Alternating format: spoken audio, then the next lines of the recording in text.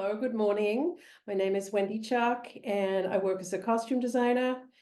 I live in Los Angeles, and I'm happy to be here today. My first question for you here is growing up, what did you want to be? I wanted to be a singer. I wanted to be a performer. Oh, really? And around age 14, I got super self-conscious and shy because I did study music and I was pretty talented as a singer. I used to win a Stedfords and sing in trios and duets and played piano and other instruments. And then, yeah, at 14, I got super, super self-conscious and I lost any ability to perform. I was too nervous. So then I went to art school. I left school as early as I could because I could in Australia. And I went to art school and studied fashion design, which was a really short course in a not very great school. And at that point, I knew that fashion was not an area I wanted to be in. I wanted something that had a bigger scope to it and wasn't defined by seasons and looks determined by someone else. Hmm. So I, when I graduated, I got a job in the local theatre company and just took it from there. I mean, I started my career ironing shirts and setting dressing rooms in the theatre. And so I've had a really good basic uh, knowledge of how everything works in theatre and costumes and preparation. And now, many, many years later, here I am. Are there any specific costume designs growing up that you can remember that inspired you when you went into that career line? I was in love with Fellini movies and just the extravagance and it was the 60s and 70s. So everything was big and Italian and highly designed and colorful and just beautifully designed. And that was an imagination, trigger for me. I thought, yeah, I think that's where I want to be. I think that's where what I want to do. How did you work your way up and get better at what you do? You just keep plugging away and making mistakes. I mean, there's value in that knowledge of, you learn from your mistakes. And I've made some big ones, not necessarily on screen, but in relationships that you build along the way. Actors, I've had difficult actors. I've had difficult crew. I've been known to cry behind my trailer and think I'm never going to do this again. I'm never going to work again. I hate this business. And yet I've kept going back. I did have a pause for a couple of years because I moved from Australia to London, and I thought I had an internship with the BBC, but that didn't happen. So at that point, I thought, well, I'm going to try something else. So I learned to become, I actually did graduate and learn shiatsu therapy in London. And I had a pause. So I had a pause from the costume world. And then I got a call from one of my mentors in Australia and said, hey, there's a movie. My actors are in London, where I was. I really don't want to do it, but maybe you want to do it, and you can fit them while they're in London before we come to Australia. And I thought, that's an opportunity. I'm going to jump on that. So I did that, and then that kind of got me re-engaged in the film and TV costuming world. Yeah. How did you directly get into that world? Like, what drew you to that world going from theater to that? Well, my mentor, Janet Patterson, we met at the ABC TV. So after I did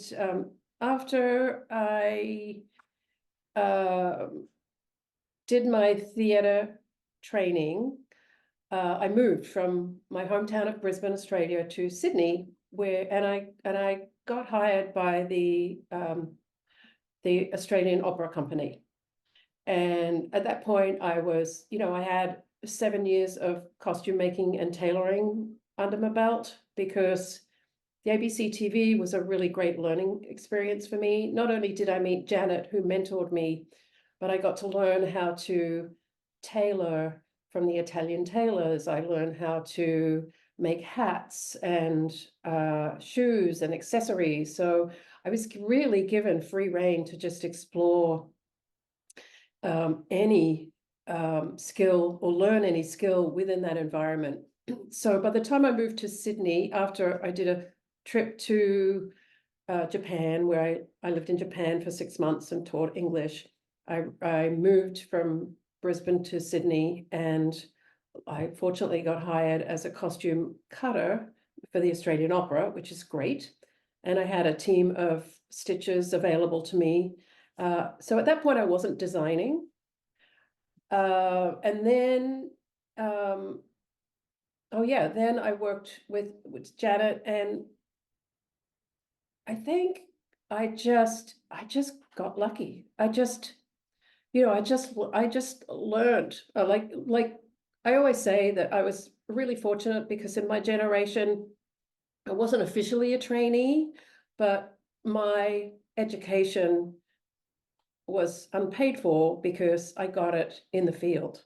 And maybe I was a junior trainee. There was no such wording as that, but it worked for me, and I obtained all my skills that way. And then I just got a break. Janet said, again, like this was the second job, she said, I know that we cannot hire you as a costume designer because the designers we have do sets and costumes. But I know that there's changes in the department that if you were to leave, we could rehire you on a for hire basis, or like whatever the project is. So I did. I gave up my job of 7 years, and I got rehired as a costume designer on a mini series on ABC TV, and that was a period piece set in South Australia about German immigrants and how they were interned in Australia in the early 1900s. So that really launched a costume design career for me. And I was always had itchy feet to travel. And I thought, quite grandly, really, when I think about it, I thought, oh, I've done everything I can in Australia. I've reached a point of, hey, I'm costume designer series now. And I thought, but I want to travel. So that's when I landed in London, where, my grandparents are English, so I had the ability to live and work there, which I did. And yes, had that career pause, and then got back into it, like got called back to Australia to do a couple of jobs. So I did 2 movies almost back to back there. And then I, I think a couple of years passed. I was also making clothes for pop stars and musicians in London. And then I did a trip to New York and started a relationship in New York, and then ended up moving to the US, and the relationship fell apart. But here I am still, and I think it's almost 30 years I've been here now. And I never thought I'd be in LA. I hated it. Yeah, I've been here, I think, 27 years in Los Angeles, and now I love it. It's a beautiful day here. It's winter, but it's beautiful. So yeah, and it suits me here. There's a great support for work here. There's all the costume rental houses. There's really skilled, experienced crew. All the studios are here. It's been a great place for work for me here. But I never get to work here. I always get sent out of town. I'm about to go out of town again. I'm packing my bags to leave on Tuesday. I'm going back to Hawaii to finish a job there. So, yeah. What would you say is the biggest challenge of your job versus like the biggest reward for you? The biggest challenge, there's many. Mm-hmm. Something I don't feel we ever get trained for is interpersonal relationships and how to be a good leader of a team, Yeah. because you're really only as strong as your team. I mean, you can have all sorts of ideas, and many come, and ideas come from directors as well. So you kind of have to filter those into a very practical world and see how feasible they are. Probably, going on location is personally challenging. Mm-hmm. Um, Uprooting your life often is challenging, and pausing your friendships. As far as the job is concerned, you're always conscious of a budget, Mm-hmm. so trying to manage a budget when someone else has big dreams, or you want to buy silk fabric but you can only afford polyester, and how am I going to compromise a look, and where will I compromise in the big picture. um yeah, interpersonal skills, um just having, I think, experience is so valuable, because I can do things now, pull things off for less money, and with more restrictions than I could, 20, 30 years ago, just simply because I know how to prepare for the worst case scenario. Mm-hmm. By that, which brings up more challenges, late casting. Yeah. Like, I'll get somebody cast the night before they work.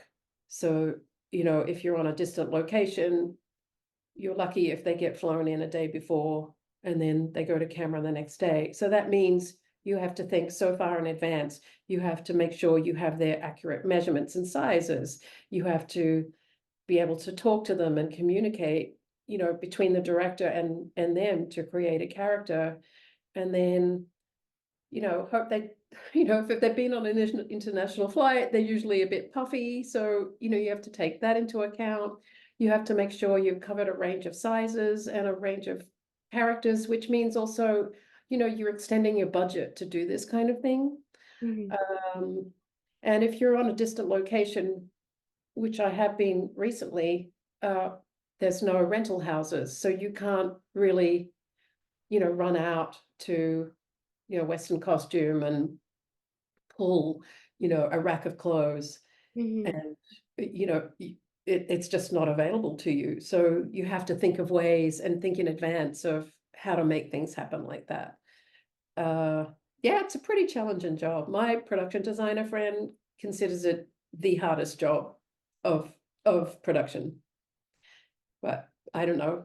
I know her job's bad hard, but um, it's tough. It's tough.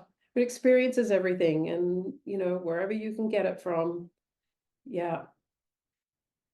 What would you say if you could think of something? What do you think makes a good costume? What would you consider? That you don't need words. Like, that character can walk into frame, and it, you don't need any words to know who they are. Mm-hmm. Because it's a language, it's an unspoken language. And I think that's the beauty of it. And that could be an elaborate, amazing costume. That could be, take a bazillion hours to make, and or it could be something simple like, a draped something. It could be a unitard for a dancer.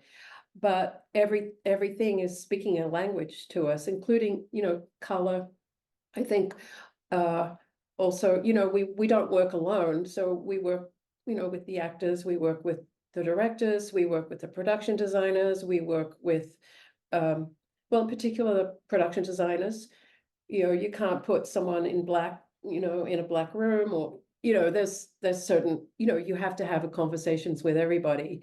to Yeah. land on what this language is, and also, what the tone of that language is.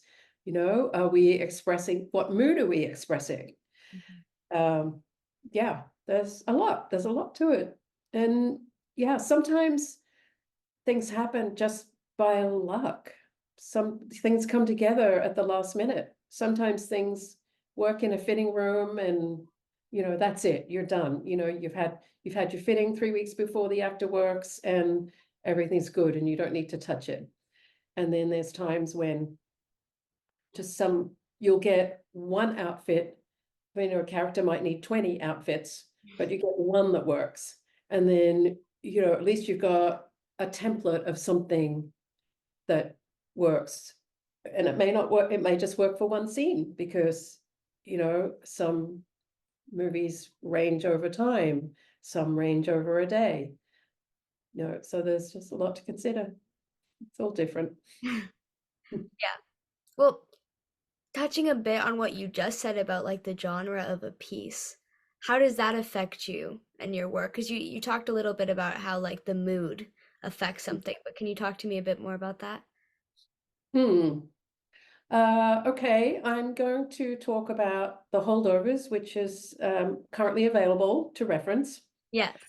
Uh, if we think of, okay, so the character of Paul Hunnam, Hmm.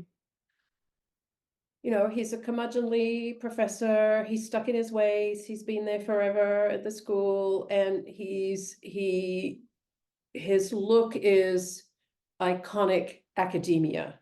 Yeah. Is and the script called for rumpled corduroy and a great coat.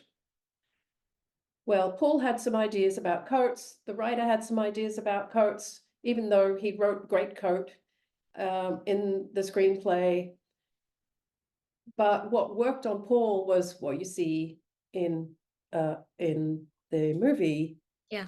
But also, I wanted to strip him of color too, because I thought, like, I knew that I've worked with Paul before, but I knew that blue looks amazing. Blue looks most amazing on most men, but I didn't want him to look that good. So I kind of had to strip like the the good looking elements of the things that would enhance Paul himself, Hmm. which so I used kind of more muddy and down colors, and browns and beiges and grays. And as for Mary, um she's a grieving mother, and also she's rooted in utility. So she's got this job that holds her together, it holds her life together. And I knew she needed a uniform, but I kept thinking, like, so what is it, what else is there for, what else, what would be her colors? And I just landed on blue and red, and that seemed to strike the right tone for her. And then the blue and red also incorporated purple, so that purple robe when she's sitting watching TV, or comes back, she wears it again, just seemed to enhance the tone of the scene, as well as speak of Mary, the iconic colors of Yeah. Virgin Mary. And she's blue, feeling blue, kind of very, metaphorical use of color there. And then as for Angus, uh, he starts very collegiate. I always thought that that was his father's tie.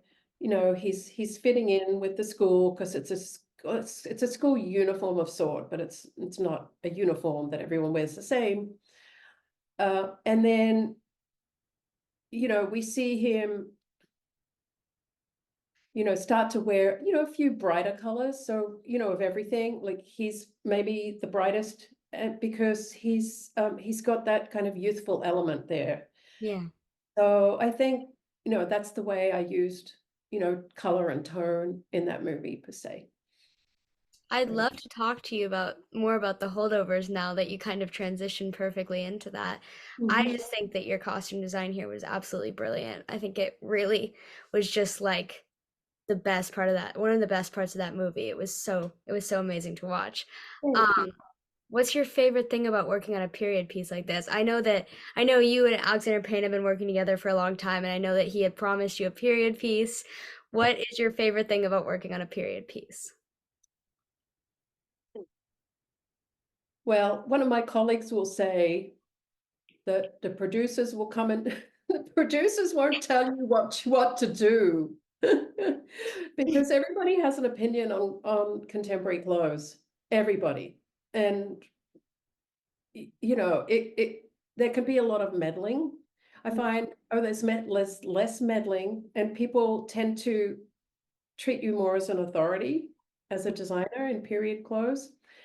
Um, you know, it's differently challenging because bodies are different now. So even if you do get authentic period clothes, they don't necessarily fit on contemporary bodies. Yeah. Um, you know, I don't know. It's just part of the landscape, I think, of a designer. You know, you don't want to get pigeonholed into doing the same thing. It's more, it just adds more variety to your life. So yeah, yeah. He's promising me another period piece, so I'm gonna hold him to that. Yeah. Yeah. Well, what you just talked about the difficulties of trying to fit a 2020 body into a late 1960s clothes. How did you work around this? Like how did you deal with that? You just have to have a lot of clothes. And then, you know, fortunately, fashion is so cyclic that like 70s stuff was kind of available. There was, you know, if they weren't, the cuts weren't exact, but you know, a preppy shirt is still a preppy shirt. You know, it's still a button down. They still make them in blue Oxford cloth and white Oxford cloth. So, you know, that was a very forgiving. I mean, the collars weren't perfect. I mean, I will look at the movie and critique many issues that I see. But, you know, given what resources I had and the money I had, yeah, I mean, I think it's possible. I appreciate all the great feedback I've been having. Um, you know, and someone like Dominic Sessa, you know, I think his body is so perfectly awkward for that role. But he's tall and long and lanky, and things were very short sleeved on him. Hmm. So, you know, you often like do tricks like you'll buy a contemporary shirt and change the collar, or or, you know, if the sleeves aren't long enough, you'll buy another shirt and cut it up and use it for a sleeve and make the sleeve. There's all sorts of tricks about that and fitting. Sometimes, you know, you'll put panels in the back, you know, if you know they're wearing a jacket, Hmm. things like that. Um, you know, yeah, I mean, even the other boys' bodies were very buff too. So often I'd have to go up a size just to, you know, skirt around the fact that they had muscle on them, which was not the case in the bodies in 1969. Yeah. Um, some other things I remember. So Paul's coat had Hmm. a zipper. I needed multiples of that coat. But it had a zipper. It wasn't period appropriate. So I had to strip it of the zipper and kind of, you know, make closures that made it look more period. You know, altering it to, you know, a little bit big on him. And, you know, that was another kind of character element that, you know, he's kind of wearing these layers and he gets lost in them a little bit. Uh, yeah, there's all sorts of tricks we do. We often buy two of the same thing and cut one up. Hmm. That will give us extra fabric. And that's if you can, you know, convert contemporary items into period things, which, you know, I also did with uh, what's her name? The love interest of Angus at the party. Yeah. I've forgotten her name. Um, so I was told I needed multiples of that outfit. So, and I knew, okay, I can't get a period, I can't get multiples for period stuff.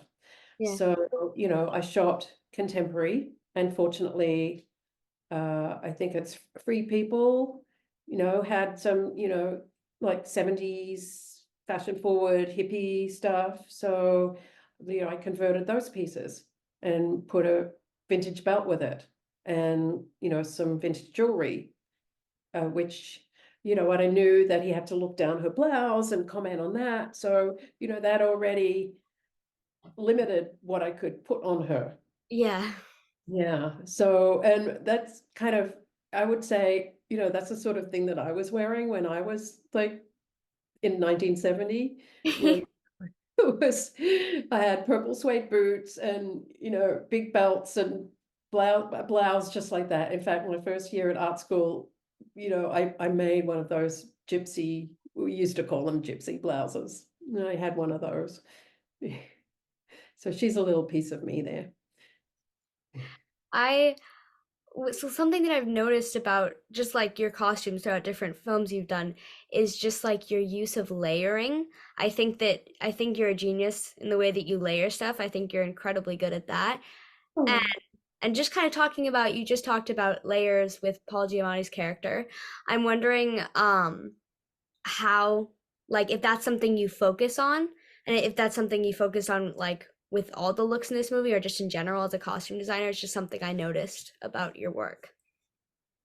Layering in general, um, I think I never really thought of it like that. It's interesting. Um, and maybe I do, because I think people are complicated and we're not just one faceted. There's so many facets to people. There's layers. It's peeling the onion where, we have our self that we present to the world. We have our inner self. We have the self we don't know. We have, there's layers. I mean, I think it's very representative of people and characters. And I think it really helps build a character. But there's also a danger of adding too much sometimes too. And I've learned that, sometimes more, less is more. Hmm. So, I mean, even with, uh, uh, I wish I could remember her character name. Uh, Elise. Yes, niece Elise. Uh, that, when I fitted her, I had, I had more jewelry on her. And when I looked at the photos and, I do my own edits, I thought, no, it's too much. I just took one piece away. I think I took the necklace away, and, maybe something in her hair came away. But yeah, I think there's, you're always editing your own work, always, always, always, you know, even, if a director approves an outfit, I'll always do something, not always, but, very often there's something to add or take away to it. Hmm. I think that was a great way of describing it. Um, I read where you said that you looked at yearbooks from the period for references, but because of the black and white issue, you also worked with a friend and her brother who'd gone to school in the 1970s to help you out. What Yep. did you learn while talking to them about their like experience with clothes? Uh, well, I learned that they were they were pretty wild. They were kind of experimentary. I mean, I think it was a reflection of the period as well. I mean, it was a very liberating, like active, like period of cultural upset and change. And uh they were taking a lot of drugs. I knew that. They told me that. There was a lot of experimentation. There was like wild parties. There was travel, and a lot of them they were very wealthy. Not everybody, but they would go on elaborate vacations. So that's why I think David's script is so accurate, because they're all going off to St. Kitts and so forth. Yeah. So I think his screenplay is very, very um echoed what my friends told me. Um, oh, and also, so my friend who went to in one of those schools is a costume designer. She's retired now. So her photos, I mean, even her mom, I mean, she dressed like a hippie at school. She would wear like long floral skirts and paisley and especially the girls. I mean, they were pretty out there. I mean, there were some that were really kind of more muted preppy with turtlenecks and nice, nice skirts and boots. But then, they ran the gamut. I think it was pretty wild. What were some of your favorite looks to create from this movie? Do you have any that particularly stand out for you that like you really enjoyed working on? Um, the Santa was fun. I've done. I have. I did a movie called Bad Santa a long time ago now, and that Santa was really bad. I mean, he was really disheveled, and he was stained everywhere. And Alexander's a big fan of aging Hmm. and dishevelment. And I went a bit wild on that Santa. I took him too far. So, so I had to pull it back on the day, like, make him look a little cleaner and better. I know it's kind of silly to say it's not really my favorite, but it's a good story. Um, I don't know. Someone asked me that the other day, and I find it hard to find a favorite because I think all of it, just all of it, works as an art piece for me because, everything is so considered from what we talked about earlier, and when you get three or more characters in a scene, I mean, you're painting that scene. Hmm. And, you know, and not just that scene, you have to also bear in mind that something happens the same day, the same screen day after. So, Yeah. what's that grouping going to look like? And what's that next grouping going to look like? And what's it going to look like, in the next scene where, she's solo in her room. So, yeah, I will say, Mary's dress perplexed me for a long time. Mary's dress at the party. Yeah. I did hesitate. I had so many ideas, and I knew it was just such an important, pivotal moment for the story and her story there. I didn't want it to be like too loud. Anyway, I had so many ideas and I kept hesitating. So then I involved Divine in the process, and she brought me some ideas. And then just between it all, like the dress that we see on screen happened in the end. It was about, for me, making her look flattered, be flattering on her, but um, not too happy, I guess. So, and Yeah. I think it's in her palette. It's sad, and the fact that Angus is in the same color, to me, that's when they really connect as well. So it's a lot of subconscious symbols, language going on there. Hmm. Yeah. I also like Miss Crane's dress at the party. I Yeah. didn't design that, but that was, again, I mean, we searched everywhere for the right thing. Like, couldn't find it because being in Boston, we were 2 to 3 hours away from any rental house. Hmm. So, and we would order things on Amazon or eBay or Etsy, and we wouldn't know if they would turn up because it was blizzards and snow and like, yeah, on edge, kept us on edge. And then finally, this dress turned up. Alexander didn't like it. I loved it. She loved it, and I pushed for it and won. And I still love that dress. I think that's a great dress. So, oh, and it's a great piece of jewelry too. She's got a matching um, piece of coral necklace with coral earrings. And see, I like that one. Well, sort of talking to you, because I've talked to you now more about like what you just did with Alexander, But to go back to like the beginning of your working relationship together, to go back to election, because I also think that the costumes in that were brilliantly done.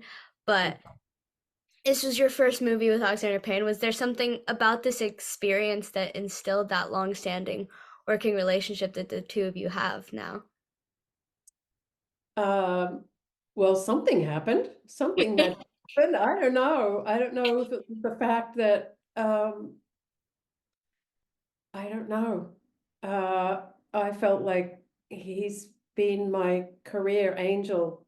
Like, I don't know what alternative universe I would be living in, career-wise being here, but it's been a delight to just continue working with him and just have a language and a trust after all these years.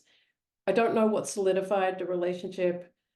Um, I don't know. I don't know. I guess he likes me.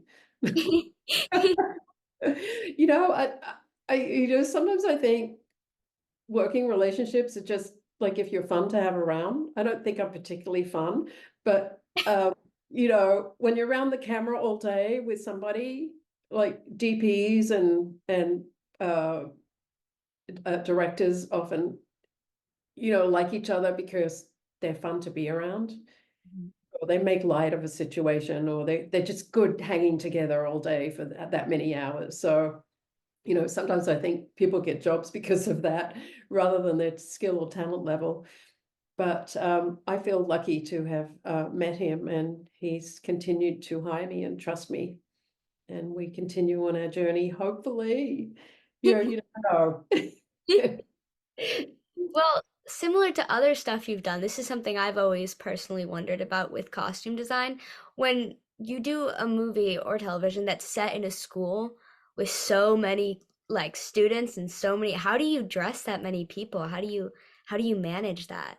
Yeah, well, at least that was a contemporary movie.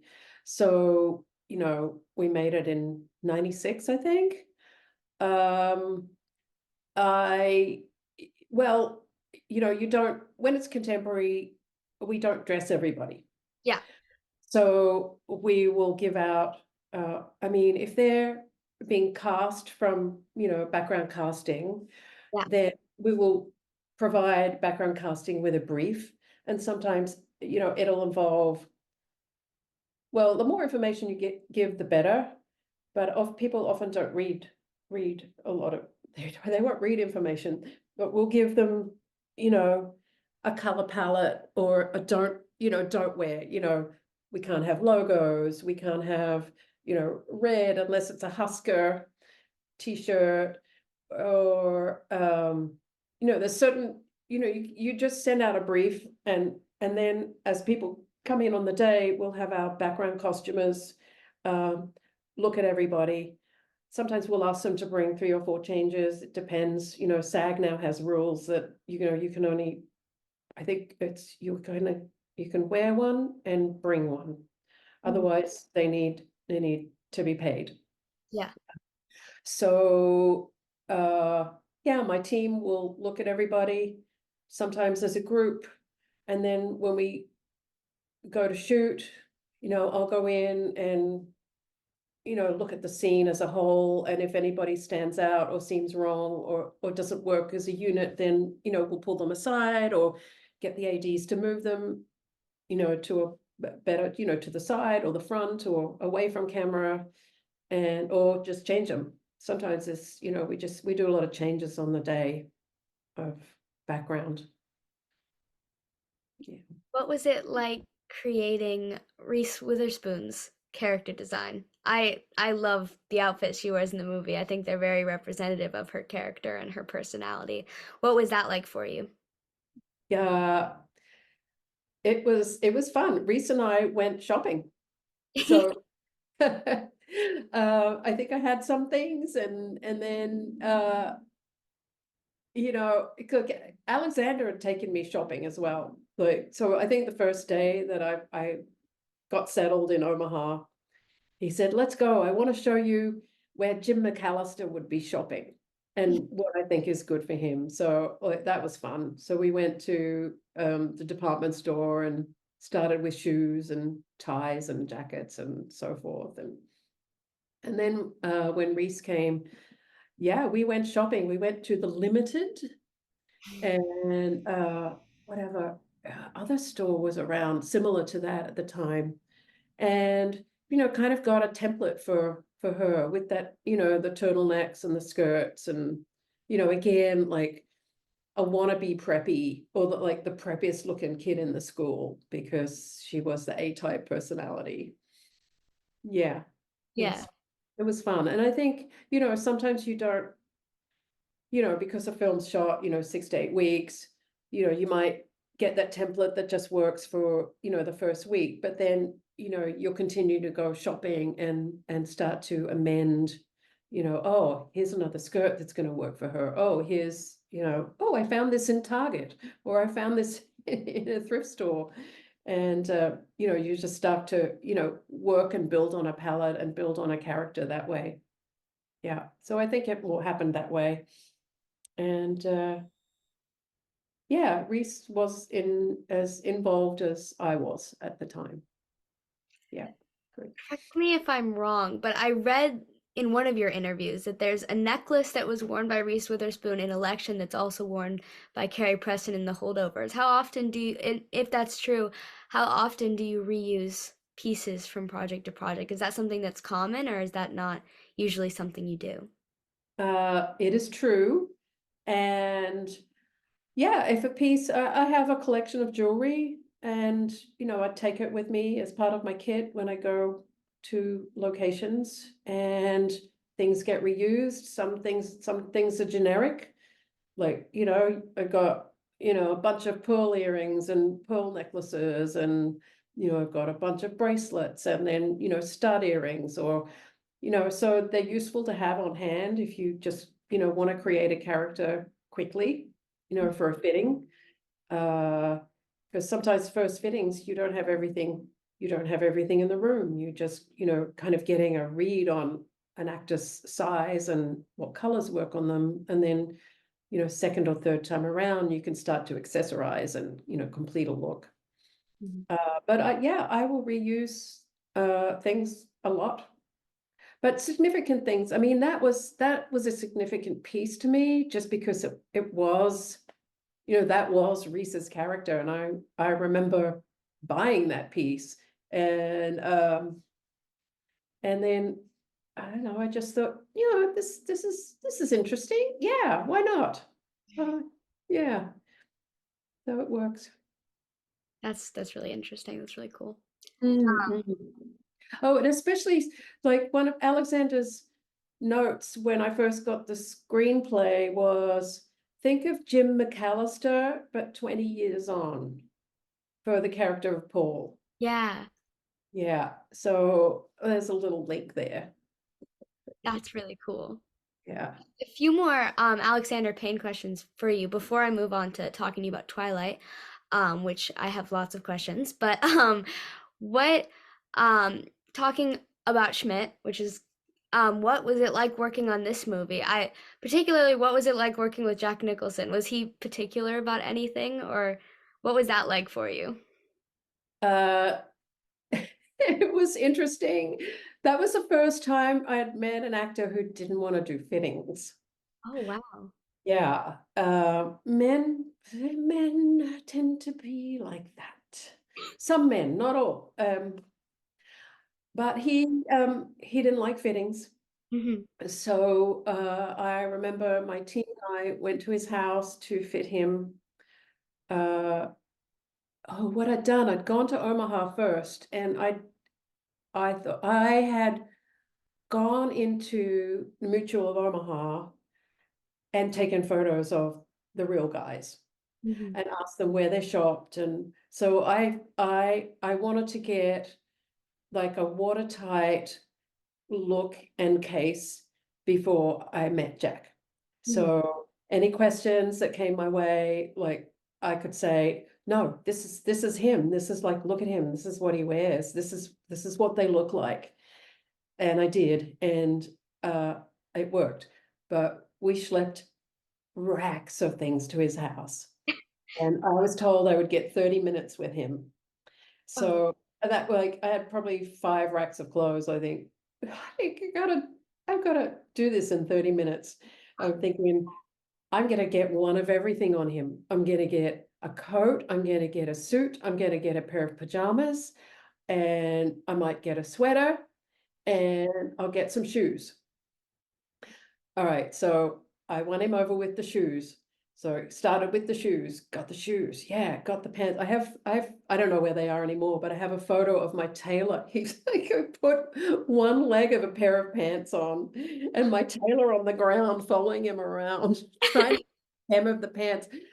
And then, I did. I really got one of everything on him in that time. And from then we had to match the size. So, then we knew, you know, what the waist measurement was going to work on him, what the inseam length was going to work on him, what size jacket was going to work on him. And then, I think some things happened uh on the way, like you always like I feel like nothing is ever set in stone. You might have a fitting and you might have a plan, but you have to be flexible. Like the weather will change, or you yeah. know the background will change, and as it did. So, some things would change that I didn't actually get in that fitting, but at least I knew they would fit. And and Jack's a character, and he's delightful. I don't have any, he's delightful, and it all worked. So yeah, it was great because we did short days as well. That Hmm. was the key of working with Jack. Like we wouldn't start filming until probably 9 a.m., maybe 10 sometimes, and then you know yeah, short days. I love it. And Alexander kind of works that way now too. We don't do really long days, which is practical. And I wish everybody would work that way. You know, 15-hour days of work is just inhuman and it's unhealthy. Yeah. Yeah. Another Alexander movie, Nebraska. What Yes. immediately comes to mind when I think about this is that it's in black and white. How does Mhm. that affect your costuming? What was that like for you? Mm. It was fun. It was fun. Until was told that they are releasing it in color in uh some markets. Wow. I thought, oh, how's that gonna work? But I guess it worked out because uh what I did, I would take color photos when I did my fittings. I would take color photos and then convert them to black and white and start working with the tonal values that way and see if any changes were needed. So uh, I guess it worked out, but it was fun and challenging. I'd love to do it again. Love to do it. It's a great medium, black and white. It's beautiful. Since I don't have time to cover every single Alexander Payne movie you've worked on, what is what is one of your or any of your favorite things about working with him? Uh, that he's a great collaborator. He makes himself available to answer questions. He's inclusive with everybody. He's so personable and grateful. He knows everybody's name on the crew. He knows a little bit about everybody. And that goes such a long way. To be able to instill that much value in your crew, I mean, this makes for a magical set. You feel seen and you feel valued. So uh, I'd say that's the beauty of working with him. Plus, he makes good movies. Yeah, And movies I want to watch. So there's that goes a long way as well. Not every movie I work on I want to watch, but all of his I'll watch again and again. Yeah. that's great. I think that's the perfect transition into Twilight, which I'm very excited to talk about. Um, Speaking of the filter with Nebraska, did you know that Twilight was going to have sort of a bluish filter on the movie? Was that something that affected you at all? I don't recall knowing that, but it makes sense. Uh, because and it worked with my original presentation of, a cold frozen world. So yeah, I think it was 15 years ago. I wish my memory was that much better.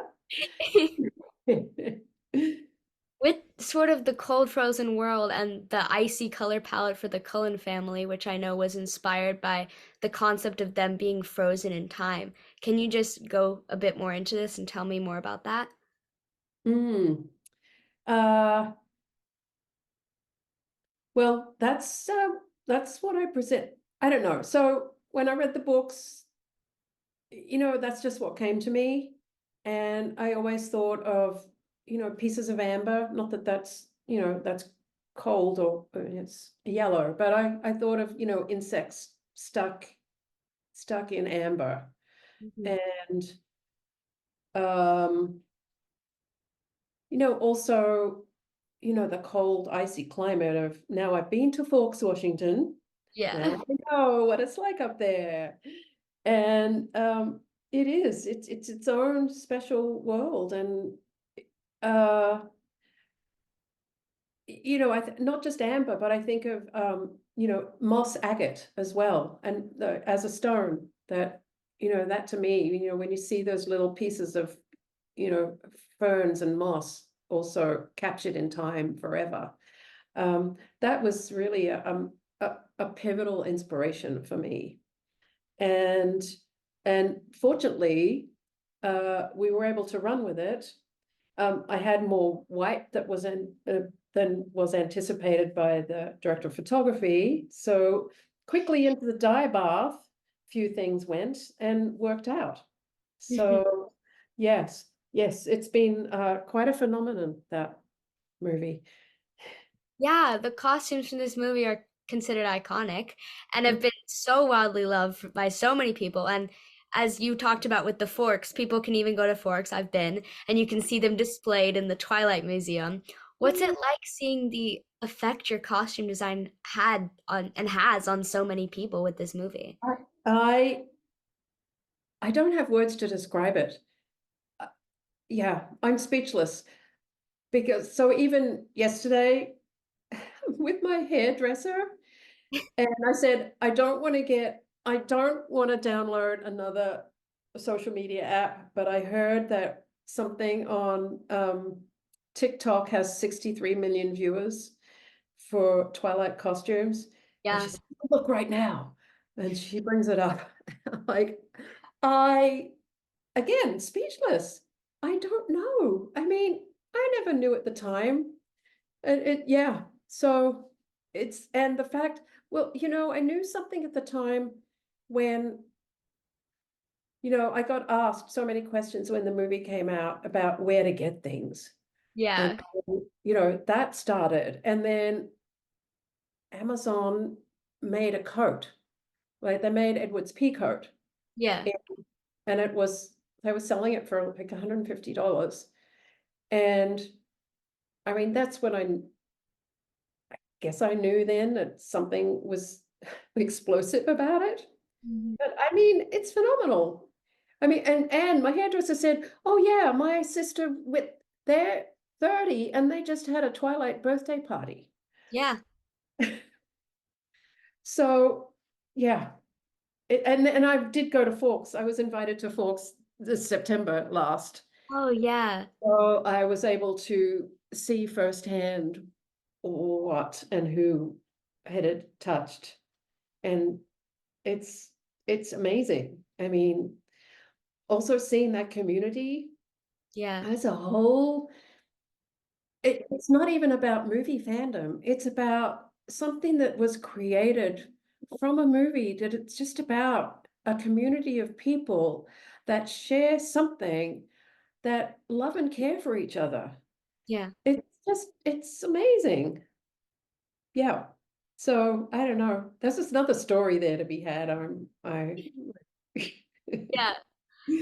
A look that I think that, like, particularly a lot of people have definitely tried to recreate from the movie is just Bella's whole look in general as a character. And I know her style, it has a touch of femininity, but I wouldn't really call it feminine. And I know No. that you said that her color palette also took inspiration from her Southwest roots.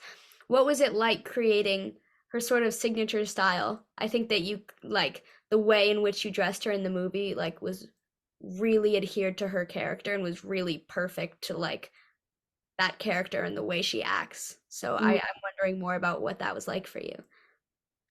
Well, I think we started there.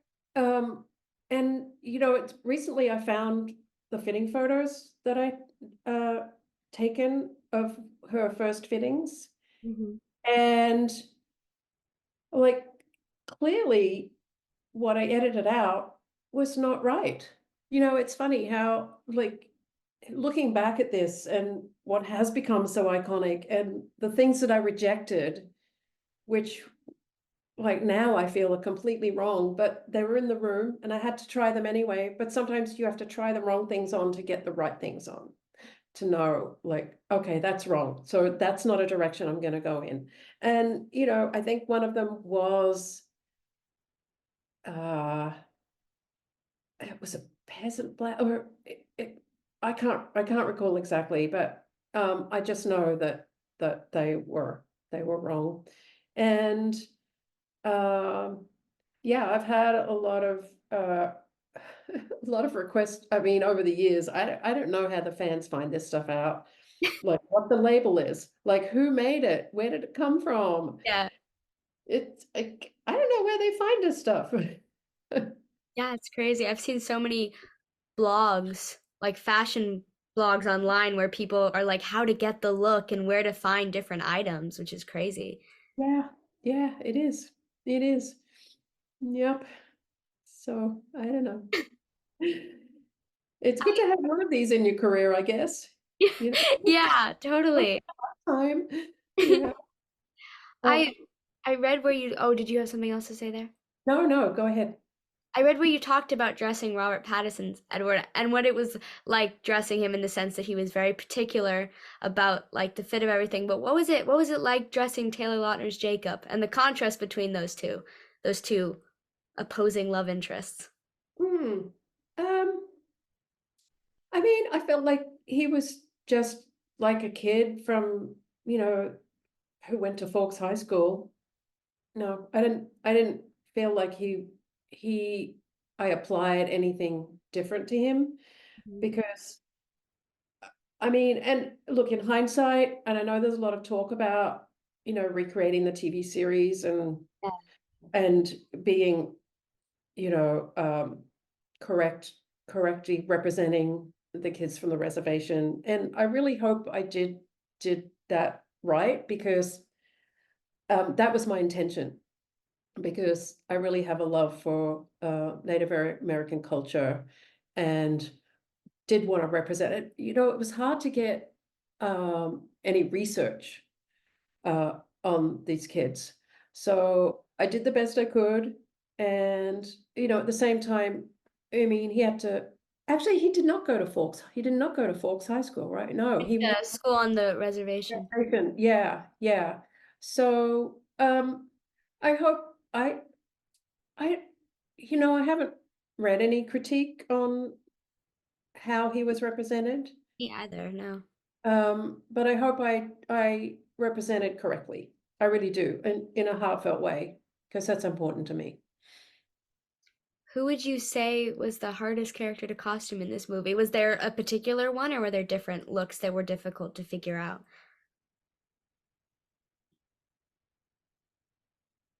I think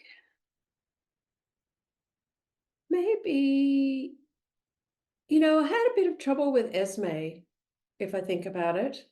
Mhm.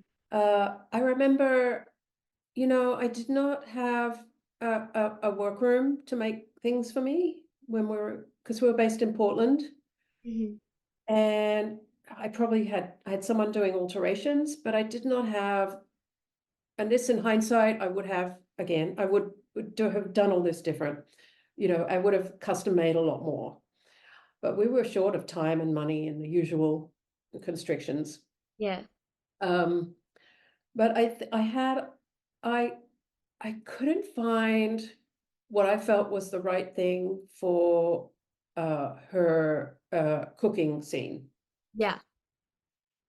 And I remember scouring all of Portland, like just a couple of days before that went to camera. I was like, oh, I can't find it. I can't find it. I was like really stressing out. And I landed on what she ended up in, which is, I in hindsight, I would have liked better, but I think it still encapsulated a little, I wanted her to be a little like Lauren Bacall in the 40s, I think. That was really where my inspiration for her was coming from. And I just couldn't find it at last minute. Mhm. So, I mean, I think there's an element in that outfit, but it's not quite there. Mhm. Well, I think what's made like really clear by the costumes in the movie is the different like groups of people, like where they fall into different groups and the Cullens as a group versus like Victoria's group. It's very different. What was it like dressing different types of vampires? I mean, you have the Cullens which they all look like a collective group. And then you have Victoria's group, which they look like a collective, but in a completely different way. What was that like for you? Yeah. I think a lot of the nomads influence came from Catherine, Yeah. and that happened in the fitting room one day. And I think, she infused certain elements of herself, as we do, as designers. She wanted to influence some of her things in there, and they are. And um, I loved um, Eddie Gathegi's look. And I really pushed. I loved the jabot. I really pushed for that. And I think eventually in one scene, he loses it. But yeah, maybe. eh, I mean, they're really individual though. But I guess they work as a group because we see them as a group. Yeah. Um, yeah, getting little pieces for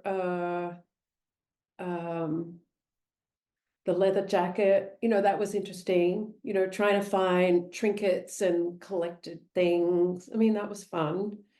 And I had some other ideas I remember making like a cuff for Victoria, which was feathers and leather and jewels.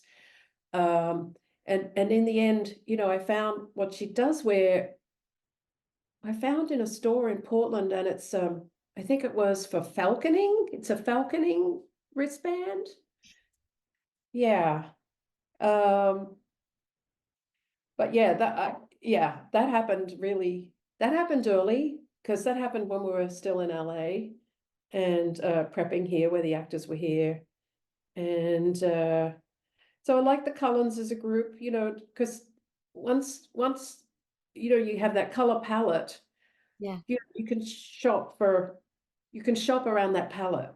So, if I'm sending somebody out, they know that, there's only so many, white or navy blue or silver jackets are out there or jeans and such. So um, I ended up having some more clothes than I needed for uh, Rosalie and Alice, and even the boys. Yeah, yeah. I had for Jackson Rathbone. I had some great jackets for. I had some great looks for him, but he wasn't actually. He didn't have as many scenes as I had clothes. So, some things had to go. Something. Some things I thought would work in the next movie, but that didn't happen What for are me, at least. Yeah. Well, I think that your costume design like set the tone for but like the first movie's costume design really stands out in my opinion. Hmm. What are some of your favorite looks from this movie? Are there any that you really, really enjoyed creating? I mean, um, like what I was talking about with the groups of people, but everyone so individually stands out. If you look at everybody alone, everyone looks so detailed, and you can just tell the work that went into it. Were there any looks that you really loved working on? Thanks. I think Alice is dear to my heart. Yeah, yeah, I like that little, 1920s pixie. Yeah, look. Yeah, I think I would like to I'd like to do a spin-off of all the designs for all the characters. I've been thinking about it. I need to figure out how to work with the studio to do that. But Yeah, I'd like to do that. I've even been inspired to write a book, so that is that's next on my to-do list. that's great. Are there any memories or funny stories? I love asking questions in this thing, but are there any like memories or funny stories that stick out to you during your time working on this movie? Um, uh, yeah, having days off. Yeah, having days off were great. Um, yeah, it was a hard job. I mean, it was just constant because I think the studio was hungry to feed the fan base. Yeah. And, we were having to work to do photos, stills way before we shot the movie. So there was, that in itself should have been an entire unit of crew, Mhm. but that took us off, that took our labor, it sucked up our labor, Yeah. in our prep time. So um, I loved being in that location. I love Portland. Oh, that might have been the best part. Days off and being in Portland. Yeah. Yeah. And I enjoy the movie experience now and looking back on it than, being in the moment and, having the stress. It's stressful. Have you heard about the spin-off series that is being created, and do you have any interest in being a part of it?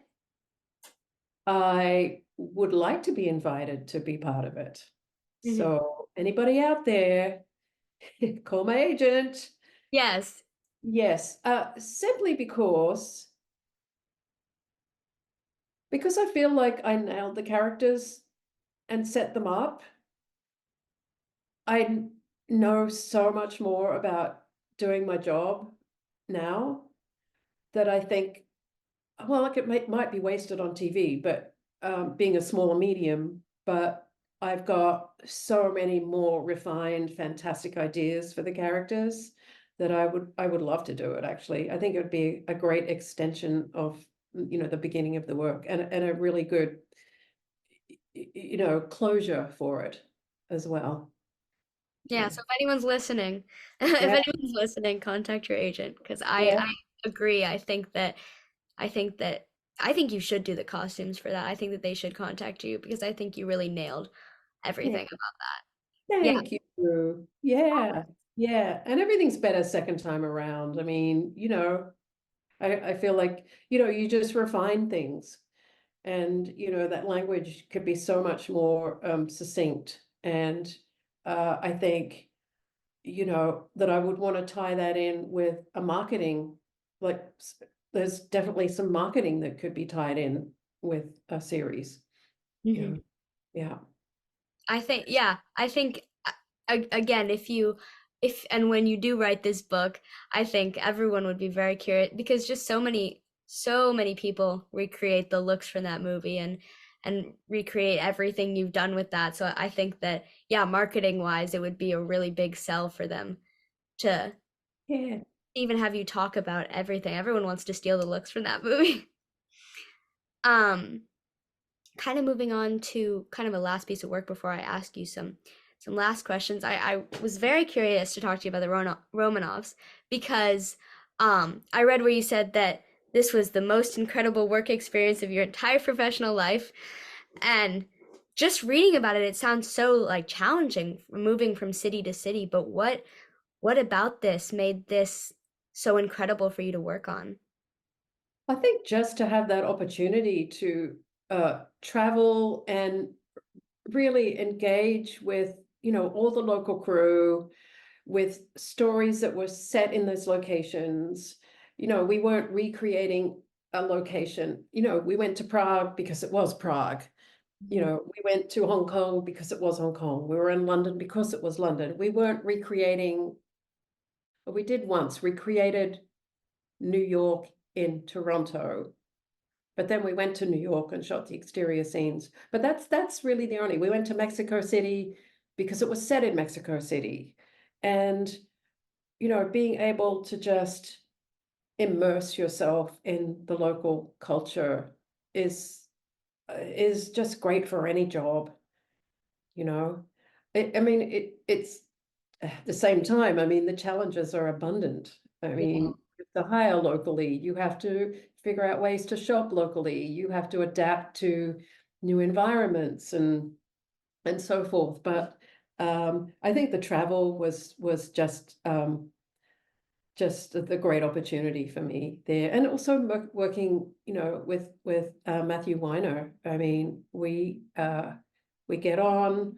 He knows costume. He appreciates costume, and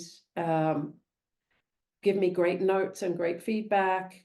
And yeah, it was just all in all, a great experience. Do you Yeah. have any favorite memories that stick out to you from working on this project, from going around so much and all the challenges of that? Well, because I'd lived in London, being in London was really, really great for me, because I was able to see friends that I hadn't seen for a long time and hang out and, feel like, I had a life. And we were staying in a wonderful hotel, so that always makes a difference. Mexico City, it was just like phenomenal. And, kudos to the team there and Leticia Palacio, she's really a designer in her own right, but she was working as a costume supervisor.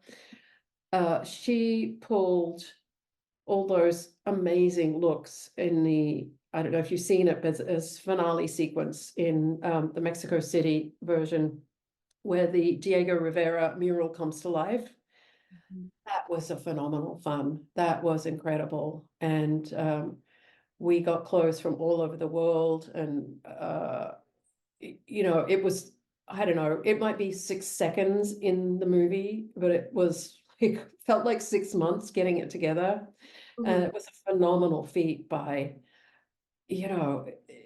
I wish we'd seen more of it.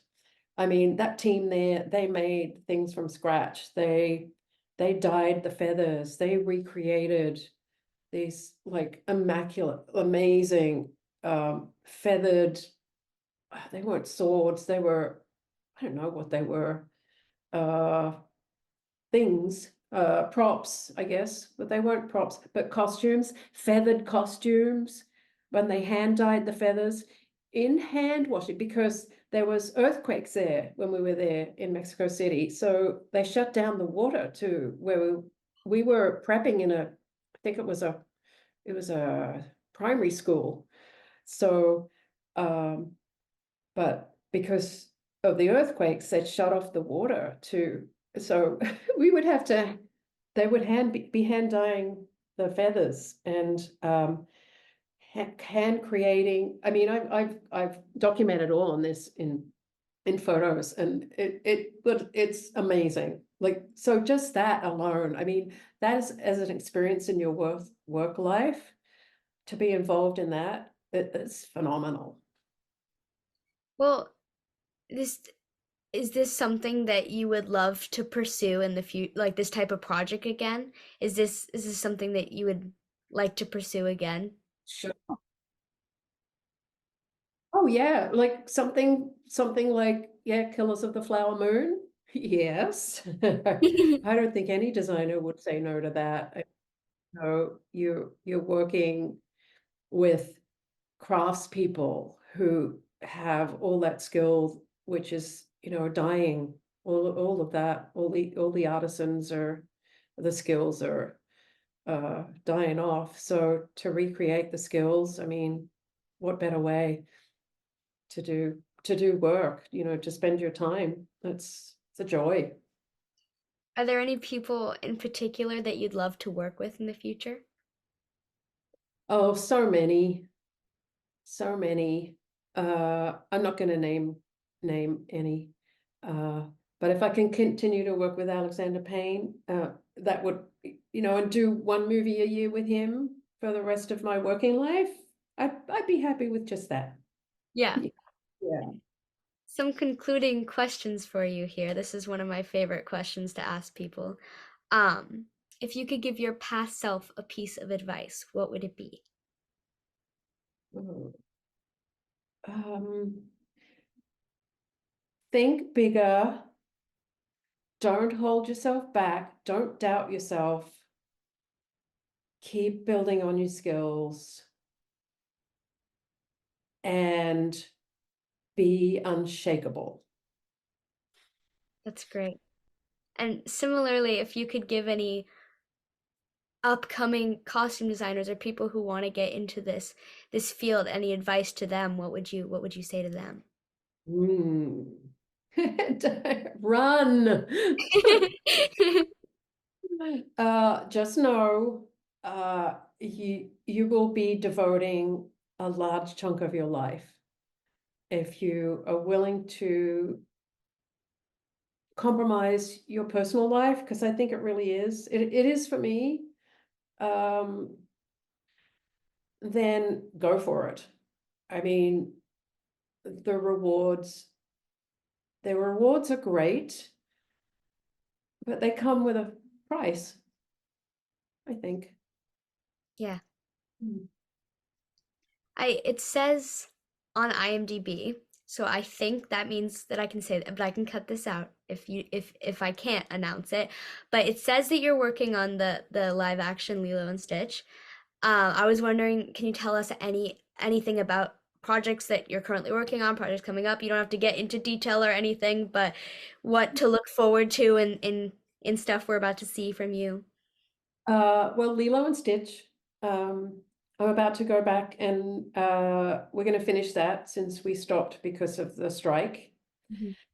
And then I'm going to write this book.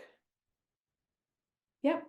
And I am open to the next project.